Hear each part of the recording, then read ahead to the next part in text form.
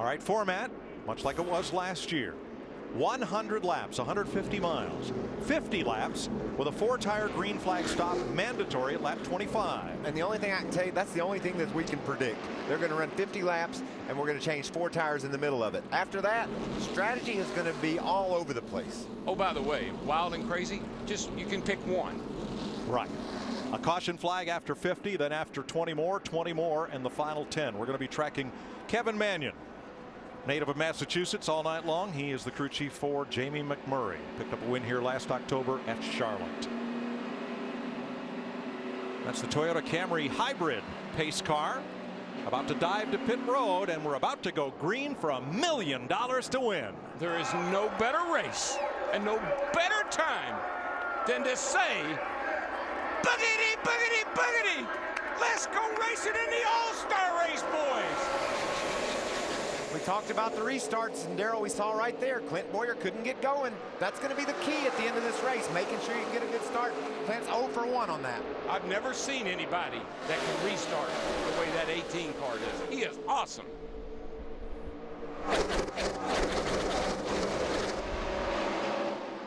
Busch, Biffle, Bowyer, 3-car breakaway.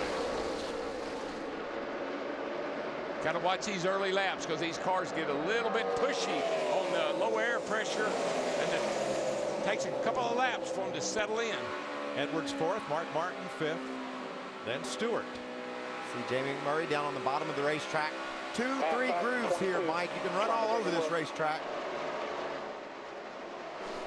Kurt Busch, last year's winner in the 22. Jeff Gordon right behind on the bottom. Isn't that fun looking? Look at Is it just my imagination, or do they really look like they're doing 210 miles an hour?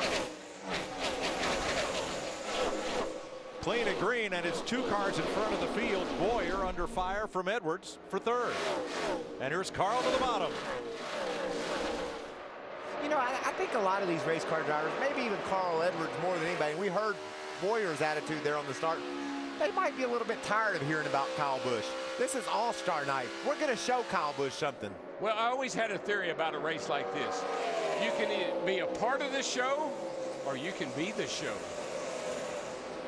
Kyle Busch for Joe Gibbs Racing, which has never won the All-Star race, playing Catch Me If You Can, and Greg Biffle is there. That high line off of turn 2, that is the key.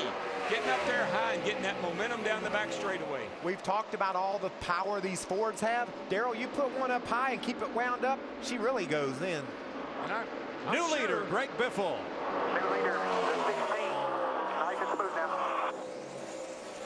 I'm sure Kyle Busch will realize that maybe I need to get up high here in a lap or 2. You got to try that high line if you want to pass somebody. Biffle, Busch, Edwards. Casey Kane to 4th.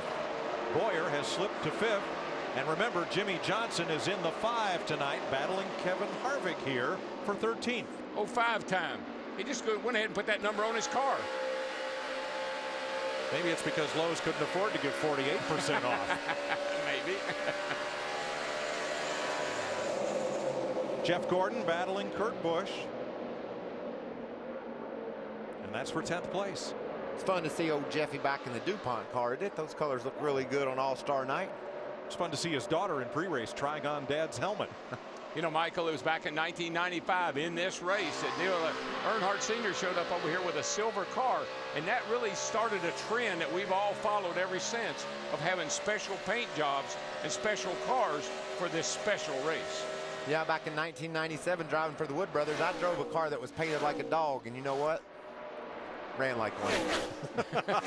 It wouldn't hunt? That dog wouldn't hunt That at all. dog just wouldn't go, huh? Matt Kenseth on the move. Up behind Ryan Newman as they pass David Rudiman. Rudiman says, not so quickly. Back up front, Kyle Busch coming back on Greg Biffle, the leader. Jamie Mack and Jeff Gordon, that's for 9th place.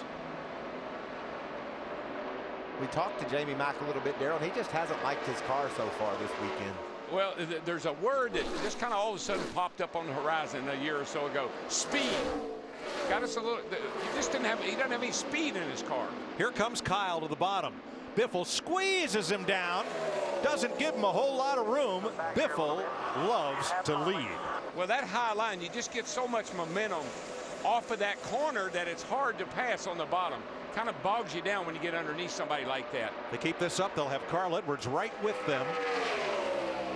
Yeah, Carl's coming. I think Carl's going to be the man, to tell you the truth. Yeah, I feel that way too. I think he's going to have the car to beat tonight.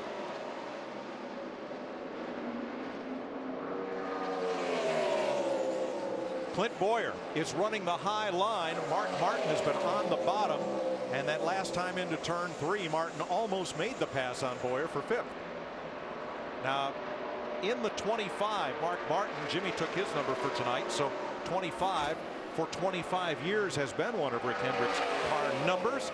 The 25 owned by Rick's dad, Papa Joe. I just wonder, Michael, you know, with David Reagan winning that first race, how much information he was able to share with his teammates. Because all the Roush cars are in this race.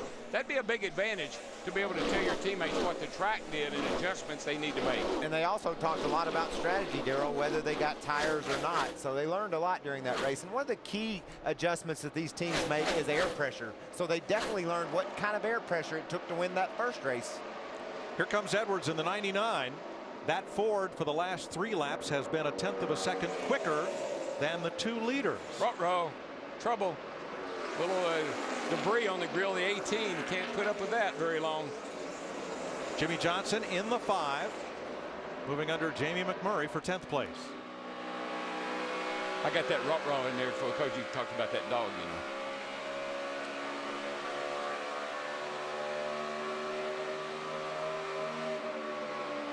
Watch Kyle try to get up behind Biffle and get real close to him.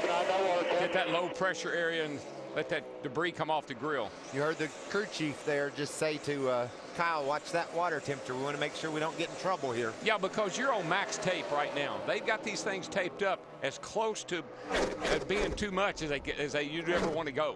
Now here's what's interesting. Now that Edwards has caught the 2 leaders, his lap times are no longer quicker than theirs because he's no longer in clean air. Yeah, he's right on their bumper, so there isn't really anywhere he can go. And you're right, Mike. It changes the way your car feels when you get up behind another guy. That, and maybe he's reviewing the situation. Maybe he's taking a look at these 2 and seeing what they got, where they're running. Carl's a smart guy. He does a lot of analyzing. 13 laps complete. 12 laps from now, if we stay green, everyone will have to make a green flag pit stop for 4 tires. 12th place, Matt Kenseth holding off Kevin Harvick. And you know, Mike, I think I'm at the point in the race now where I got to start making a little bit of progress to the front if I started near the back, and I think I'm going to win this baby. I'm going to have to be down on the inside of cars like you see Rudiman here on Harvick. I'm going to have to be passing cars. I need to be up there toward that top 10 so I can play some strategy at the end of this 50-lapper and figure out how to get to the front. Harv's car looks a little tight to me, like he might need maybe some sort of a little adjustment there. He looks a little tight. Brad Keselowski may have adjusted his car against some of that yellow paint on the wall. Dick. Now Brad Keselowski just hit the radio and told his crew that he has lost his brakes. Well, that'll be a problem when he comes to pit road. Out there right now, he could probably live with it, but obviously trouble later. Yeah, the whole right side of the car is really, he's hit the wall pretty hard. The whole right side's torn up. Hendrick Chevy's battling for 9th. Jimmy Johnson and Jeff Gordon, 5-time against 4-time championships, that is. And they, you know, there's times when Jeff Gordon has gotten a little irritated with old 5-time. And one of those guys that we talked about, Mike, kind of creeping up toward the front is Jimmy Johnson. He started outside of the top 10, he and Jeff Gordon both, and now they're inside the top 10. Well, just to give you some perspective, here comes the leaders. They're at the line now, and you can see that Jeff Gordon and Jimmy Johnson are just coming off of turn 4, so they got a lot of distance to make up. There they are, and there are the leaders. Holding station, Greg Biffle, Kyle Busch, Carl Edwards. 21 cars started this race. It was to be 22, but Trevor Bayne, the Daytona 500 winner, was unable to gain medical clearance to run this weekend. He tested well in a race car earlier this week as doctors still try to figure out what ails him. Trevor's home in Knoxville, Tennessee, watching the race, wishing as we do that he was here. Look at these lap times, Michael. I mean, Biffle's a little quicker. I think that's because he's out front in clean air. 55, 52, 55, 62 on those first 5 cars. Yeah, all the way down to 7th. Tony Stewart ran a 57. They're all within a 10th of each other. And then you wonder why it's so hard to pass. Here comes Montoya. When Paulo Montoya from Columbia up the hill, Jeff Gordon's going to get him back. Montoya earlier today was named one of the top 33 drivers to ever run the Indianapolis 500 in its 99-year history. The Hendrick brigade there, both Jimmy Johnson and Jeff Gordon drove around Juan. 6 laps to go to pit stops. Carl Edwards is there underneath Kyle Busch for 2nd place. Kyle's car's gotten a little kind of pushy loose, kind of snaps loose on him on corner exit, and that's cost him some speed. Edwards to 2nd. Roush Fenway Fords 1st and 2nd. Tony Stewart battling Clint Boyer, who started outside pole. This is for 5th place. And Stewart moves on. Stewart won the All-Star race here, the first victory ever for Stewart Haas Racing. And Mark Martin in that 25 tonight on the move. A little bit surprised that Boyer wasn't able to keep pace. I thought he had a really good race car. Started on the outside pole. I thought the motivation to keep up with Kyle Busch might help him a little bit, but so far not so much. I think who might sneak into this picture. Casey Kane started 7th.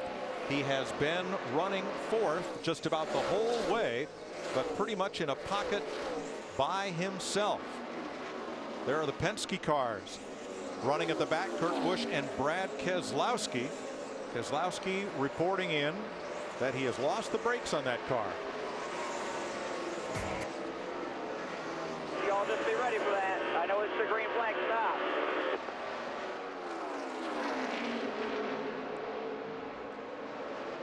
Guess he's talking about when he comes to pit road, it's going to be a challenge because he's lost his brakes. I'm going to guess that he hadn't 100% lost them, Darrell, if he thinks he can get a stop. Yeah, he wouldn't be running that hard. Kevin Harvick up the hill. Here comes Hamlin.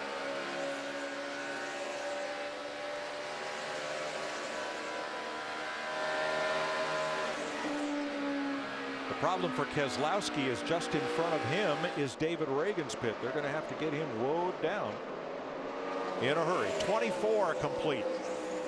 As Greg Biffle brings them across after they cycle through lap 25. These pit crews that participated in the challenge the other night to see who had the fastest pit crew head-to-head, they're going to go head-to-head again right here.